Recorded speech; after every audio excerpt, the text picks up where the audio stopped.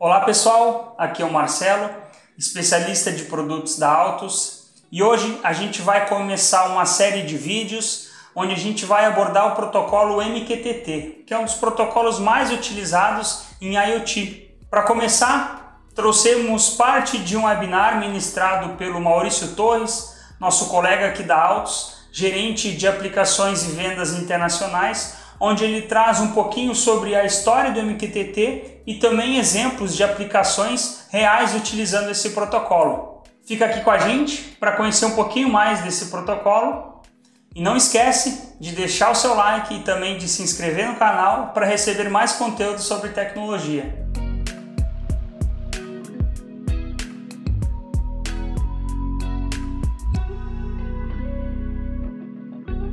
Bom, vamos falar então um pouquinho agora sobre o MQTT.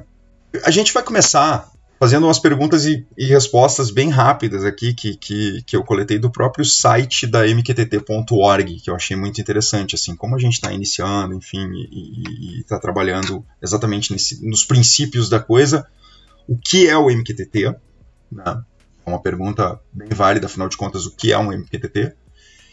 Basicamente ele se resume assim, a um protocolo de mensagens simples e leves, por isso que ele tem toda essa notoriedade, enfim, e toda essa amplitude de acesso no que tange indústria 4.0, principalmente porque ele é simples e ele é leve. Então, mas quem inventou isso? Bom, isso foi criado pela IBM e pela Arcom, eles são os dois criadores desse protocolo.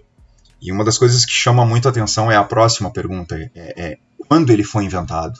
Quando a gente fala em internet das coisas, a gente fala em coisas muito recentes, de 3, 4 anos para cá. Mas esse protocolo aqui ele foi criado em 99. Então é um protocolo que deve ter sido criado pela IBM justamente para alguma aplicação, e ele acabou sendo engavetado. E quando surgiu essa coisa de a gente ter tudo conectado com tudo, ou seja, eu tenho, sei lá, o meu ar-condicionado conectado com a minha geladeira, que está conectado com a minha TV, que está conectado, enfim. O pessoal acabou desengavetando o protocolo, enfim, e, esse protocolo aqui, ele é um protocolo que tem tudo a ver com o que a gente está precisando, porque ele é leve, ele é simples, ele é fácil de lidar, e então vamos aproveitar e vamos ver o que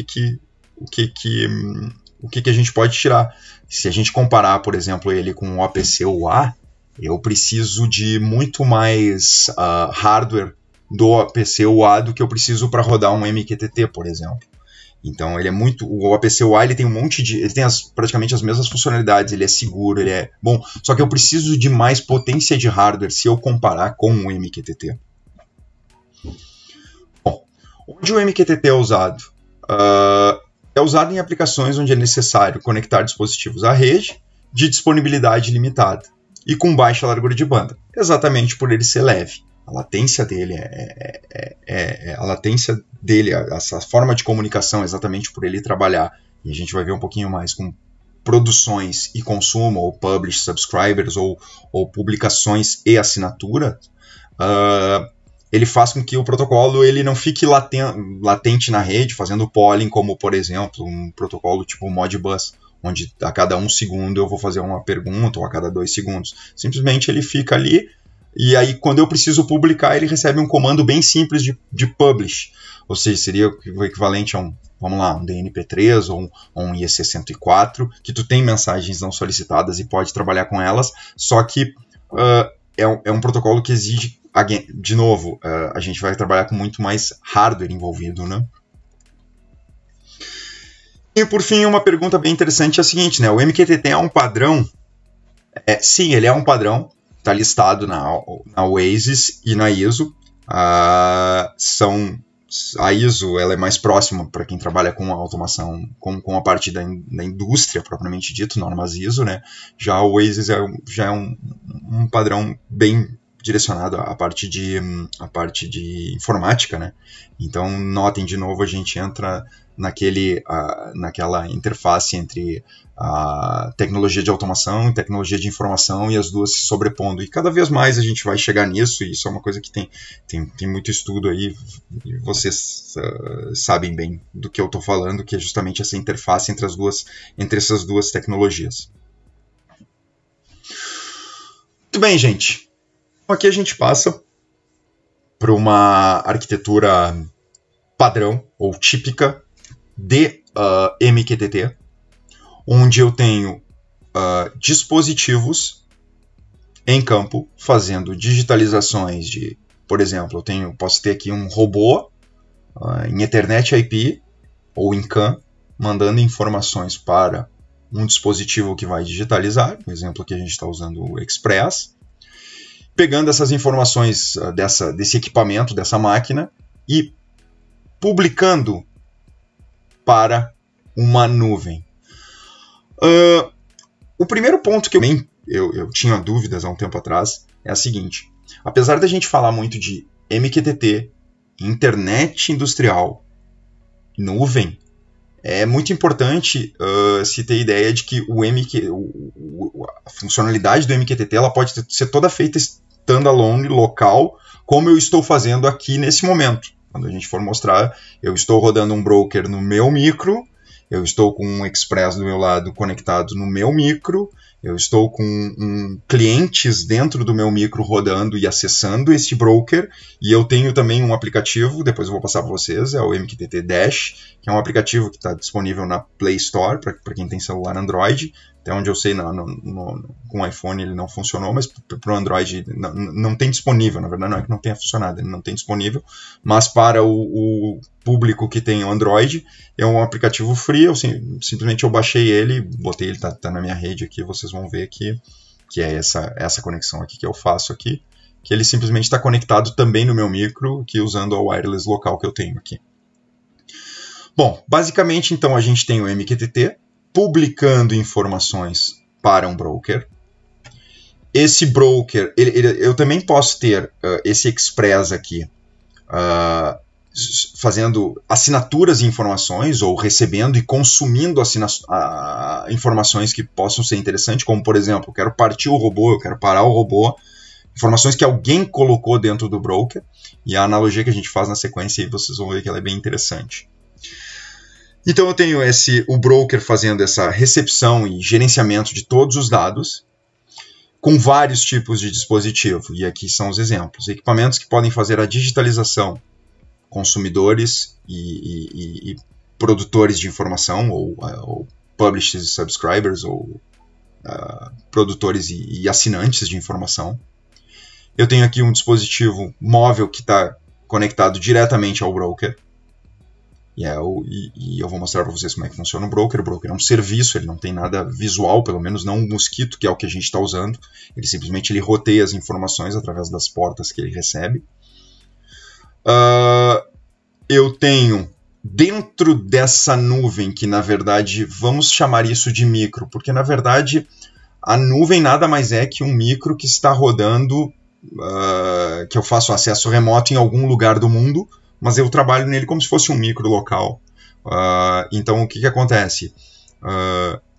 Tudo isso está rodando na minha cloud computing, ou seja, na verdade eu estou fazendo a parte de todos os serviços dentro de uma máquina virtual que está em alguma fazenda de máquinas virtuais da Microsoft, Azure, ou da IBM, ou da Google, Amazon, Alibaba Cloud e outros tantos que a gente tem por aí. Bom, aí esse broker, ele está aqui, está disponível, coletando informações desses hardwares que a gente botou aqui, e também pode estar conectando com um banco de dados que já tenha, por exemplo, esse protocolo do MQTT disponível, que ele vai ser por exemplo, o banco de dados ele pode ser um consumidor dessas informações. Tudo que eu estou publicando publiquei essa informação para o Mosquito, para o nosso broker. O broker, por sua vez, essa informação tinha lá um endereço A, por exemplo, e o banco de dados simplesmente está consumindo esse A. Então, toda vez que eu publicar alguma informação no broker, o banco de dados, se ele estiver assinando essa informação, ele vai consumir e vai fazer o registro aqui dentro dele. Também eu tenho outro tipo de serviço, que é esse aqui. São serviços de web, justamente para fazer apresentações dos resultados que eu posso estar armazenando.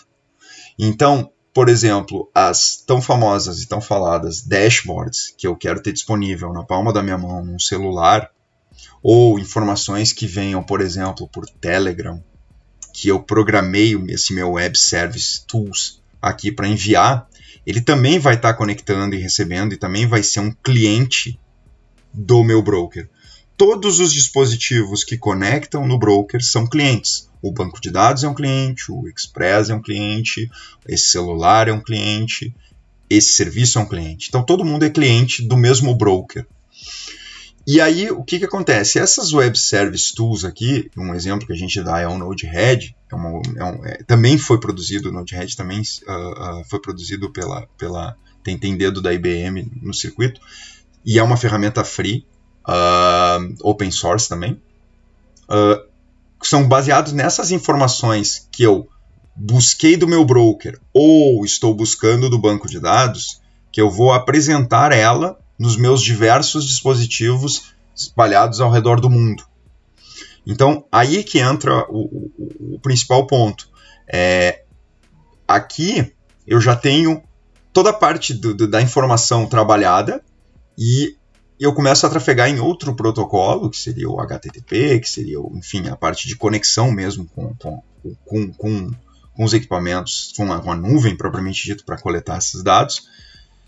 E tudo isso baseado em informações que foram coletadas e armazenadas inicialmente pelo nosso broker. Ok? Muito bem. Mas o que é um broker? É um software, vai rodar, eu vou mostrar para vocês a cara dele aqui, na sequência. Ele pode ser, como eu falei novamente, ele pode ser rodado localmente ou disponibilizado na nuvem. Então esse é um ponto muito importante. Eu posso ter 100% das coisas rodando na minha casa, no meu escritório, na minha indústria, no meu CPD, sem precisar botar isso na nuvem, porque isso ainda tem muita gente que diz, pô, mas eu não vou usar, eu não vou ter indústria 4.0 porque eu não tenho nada na nuvem ainda. Não, mas as coisas não. Uma coisa não inviabiliza a outra e não impede a outra. E pode ser desenvolvido de forma proprietária, ou seja, eu posso criar o meu broker, desde que eu tenha uma equipe que conheça bem o protocolo MQTT, ou seja, eu tenho que ir para a página da mqtt.org e vou criar o meu broker. Clientes vão assinar usando aquele método que é passado lá. Ou simplesmente eu posso usar softwares desenvolvidos por terceiros. O exemplo que a gente está usando aqui é o Mosquito, que ele é muito simples, ele é muito leve, ele roda facinho em qualquer lugar. E, bom, eu vou falar adiante, mas ele é seguro. Vou mostrar para vocês um pouquinho por que ele é um software, apesar de aberto, simples, rápido, leve, ele é seguro. E ele pode ser, de novo, né, ele pode ser proprietário ou pode ser um código aberto. Bom, vou falar um pouquinho mais agora entrando na parte do broker, que é o centro do MQTT propriamente dito, ou seja, tu não consegue fazer nada com um broker, isso aí a gente também vai ver em seguida. É seguro. E uma das coisas interessantes é que ele usa as seguranças, a cibersegurança já validadas. Por exemplo, um broker, o Mosquito mesmo, tu já consegue trabalhar com ele com a TLS 1.2 e 1.3, que são exatamente os protocolos de segurança de auto-utilização na internet. Então, tu já tem o TLS desenvolvido. Outro ponto também de segurança que é interessante falar é o fato dele... Também tem os certificados de autenticação de clientes, ou seja, eu insiro em todos os meus dispositivos, desde o Express, eu insiro certificados e aí eu parametrizo esse certificado dentro do broker, também tenho como configurar isso será tema também num futuro breve de um outro webinar que a gente possa vir a estar fazendo. eu posso inserir esses arquivos dentro dos dispositivos, e só os dispositivos que têm esse arquivo, essas chaves, esse arquivo .crt, que são arquivos de segurança, propriamente dito, é que se conectarão ao broker. E isso é uma das coisas que torna esse protocolo, além de leve, além de simples, torna ele seguro. Exatamente porque eu tenho ferramentas e eu tenho que passar arquivos específicos, e os arquivos são gerados para os equipamentos. Então são como se fossem tokens. Por exemplo, se eu tenho um Express A e eu tenho um Express B, o token do Express A só funciona para o Express A. Ele não vai funcionar para o Express B, porque o broker vai estar procurando o Express A. Ele é facilmente escalável, isso a gente vai ver também na sequência. Consigo centralizar a gestão de conexões de clientes, é aquilo que a gente estava vendo antes na arquitetura. Eu tenho todo mundo chegando no mesmo lugar, ou seja, eu sei exatamente quem está conectado e quem não está, porque o broker está fazendo toda essa gestão. Eu tenho uma redução significativa, né, na quantidade de dados que eu vou trafegar pela rede, exatamente por ser muito leve. Eu transmito e recebo strings, na verdade, e eu tenho que fazer as conversões nesses lugares onde eu estarei. Por exemplo, quando eu transmito uma informação para ligar uma saída digital ou uma informação que eu vou receber do Express, eu tenho que fazer essa conversão, por exemplo, de booleano para string. E quando eu vou receber uma string e eu tenho que fazer essa conversão de string para booleano novamente. Então, como eu trabalho com a parte de strings, ou seja, eu não trabalho com diversos tipos de dados que têm suas mais variáveis tamanhos, como booleano, byte, inteiros, enfim, eu não tenho que me preocupar com isso. Eu trabalho só com string. Então, por isso que ele torna fácil, porque todo mundo vai falar string. Basicamente aqui eu tenho um exemplo da comunicação tradicional que eu tinha, que eu tenho, na verdade, hoje na indústria, né? Eu tenho, por exemplo, um sensor de temperatura transmitindo dados para um interpretador dessa temperatura sendo transmitida, sei lá, um controlador discreto, enfim, de um fabricante num painel. Então eu tenho um sensor de temperatura transmitindo o dado para cá, e enfim.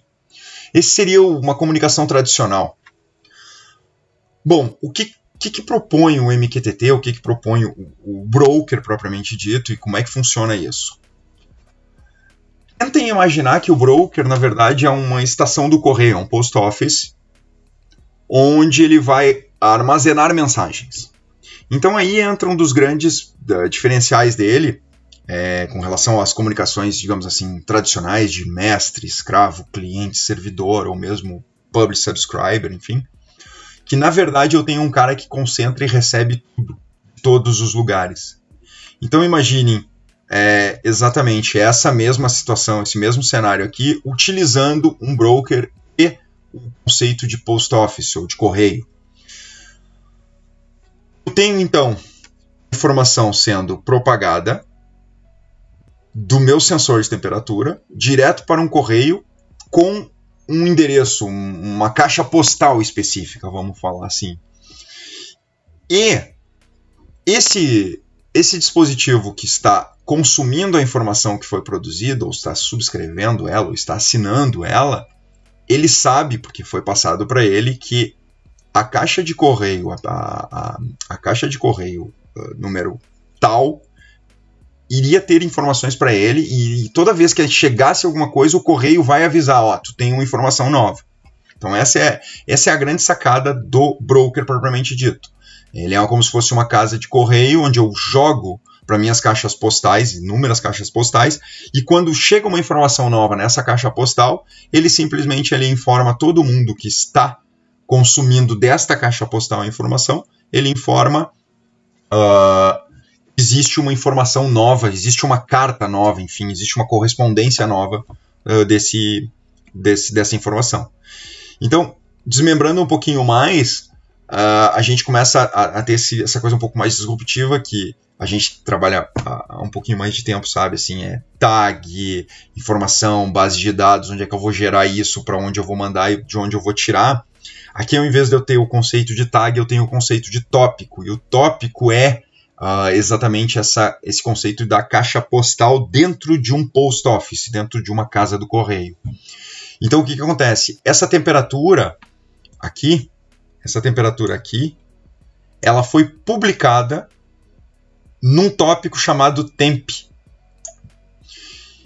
E esse tópico chamado temp é como se fosse uma caixinha, uma caixa postal aqui, que quando essa informação chegar dentro dessa caixa postal, o correio ou o broker vai informar o dispositivo que está assinando o mesmo tópico, que seria a caixa postal, que existe uma informação nova.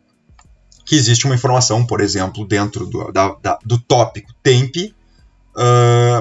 nova para ele ser utilizado.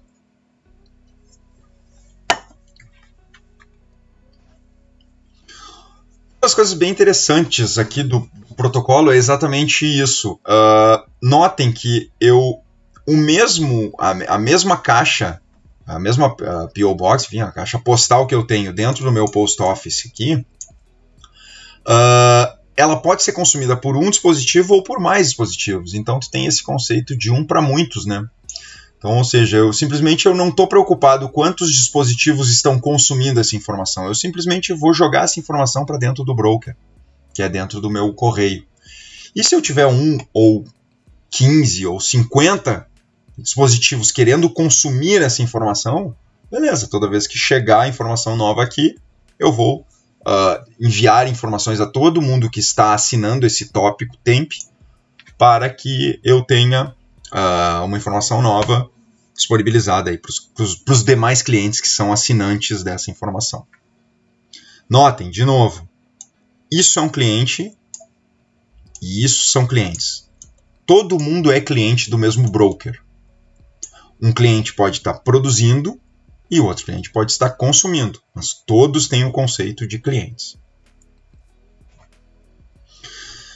Da mesma forma que eu tenho isso de um para muitos, eu também posso ter, se for do meu interesse, ter de muitos para um. Como eu tenho um controle de quando eu publico as coisas, pode ser que seja do interesse da minha aplicação e pode ser que seja do meu interesse eu ter no mesmo tópico, mesma caixa postal aqui, 3 sensores de temperatura que vão me publicar informações de alarme. Por exemplo, eu estou controlando basicamente um pré-alarme de desligamento de temperatura. E se qualquer um dos 3 me pré-alarmar, eu já tenho um problema. Então, mesmo que esse mande uma temperatura de pré-alarme para cá e logo em seguida esse mande uma nova temperatura, o que me interessa é que eu tenho temperaturas sendo informadas de pré-alarme, de locais diferentes, sendo reportadas para mim, para um único lugar, ou seja, para um único cliente. Ou seja, eu estou monitorando 3 lugares diferentes e não me interessa saber especificamente qual lugar acusou desses 3. Pode ser uma sala onde eu tenho 3 temperaturas sendo monitoradas uma do lado da outra, exatamente porque eu estou querendo ter mais disponibilidade nessa temperatura, ou seja, eu tenho mais de um sensor, se um falhar eu tenho os outros 2, e essas informações sendo publicadas para um único lugar, que seria esse banco de dados. Então eu tenho esse outro conceito também bem interessante, bem diferente do que a gente tem no tradicional, vamos lá, Modbus, enfim, onde a gente tem os tags, que é muitos para um lugar, ou seja, eu vou lá, jogo e jogo a informação dentro da minha casa do correio, lá da minha caixa postal, e consigo mandar para um único lugar. Ela é bidirecional. Apesar de não fazer muito sentido, a gente hoje sabe que, por exemplo, vou fazer um controle de temperatura, eu vou fazer um controle de temperatura localmente e depois eu posso mandar informações. Mas vamos imaginar que eu estou trabalhando com 2 equipamentos que não tem controlador disponível. E estou trabalhando eles, por exemplo, na minha casa. Ou seja, vamos falar de internet das coisas residencial mesmo. Então, o que acontece? Eu tenho essa conexão de temperatura que eu vou jogar para o meu broker. E eu posso ter um computador aqui rodando, qualquer coisa que faça o controle de temperatura, que faça a lógica de controle. E eu tenho um atuador que está assinando subscribing, certo? Dentro do tópico Fan Control, que vai dizer liga ou desliga. Então o que eu tenho? Eu tenho uma temperatura sendo publicada, eu tenho estado do meu ventilador aqui sendo publicado, ou seja, nesse sentido, né? E eu tenho do outro lado alguém que está assinando a informação, estado do ventilador e temperatura, e fazendo a lógica de controle aqui e publicando. Liga ventilador.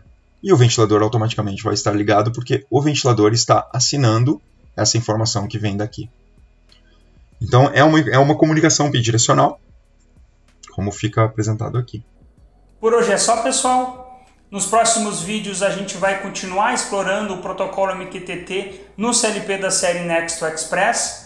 Muito obrigado pela companhia até aqui e até a próxima.